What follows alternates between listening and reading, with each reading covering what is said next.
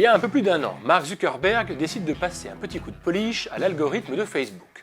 Son idée est simple, que le temps passé par les utilisateurs du réseau social soit du temps bien utilisé.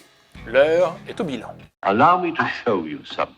When I was human, I am human, still. Pour résumer, le résultat n'est franchement pas fameux, mais avant d'entrer dans les détails, je vous propose un rapide rappel des faits. En janvier 2018, Mark Zuckerberg veut favoriser les publications de vos amis, les vôtres, plutôt que celles des médias. Il pense que c'est la meilleure manière pour créer davantage d'engagement. Qu'est-ce que c'est l'engagement? Ce sont vos likes, ce sont vos partages, et ce sont toutes ces émotions que vous inspirent les posts sur Facebook. Le moins que l'on puisse dire, c'est que ce cher Mark a eu le nez creux. Thank you.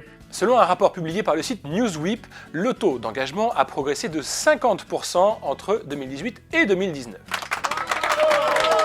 Mais là où le constat frise le consternant, c'est quand on regarde le genre de contenu qui provoque cet engagement. Jugez un peu le top 3 des 3 premiers mois de cette année. Pour commencer, la mort de Luke Perry.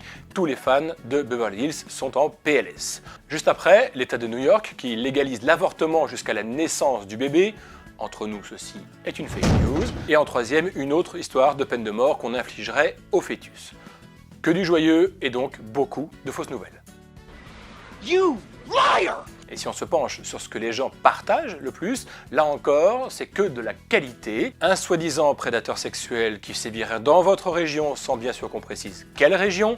Encore une histoire de peine de mort pour les fœtus et du RIP Dylan McKay. Pour que vous compreniez l'ampleur du phénomène, je vous signale que cette histoire de prédateur sexuel dans votre région a été partagée plus de 800 000 fois rien que depuis le début de l'année 2019. Quand on se souvient que Mark Zuckerberg justifiait ce changement d'algorithme pour créer des interactions constructives, franchement, il y a de quoi se marrer. Chers amis de la Casette des médias, si vous voulez en savoir plus sur ce qui marche ou ne marche pas sur Facebook, rendez-vous sur le site newsweek.com, c'est écrit ici sur l'écran. Quant à nous, on se retrouve la semaine prochaine, en vous remerciant, bonsoir. À l'occasion, je vous mettrai un petit coup de polish.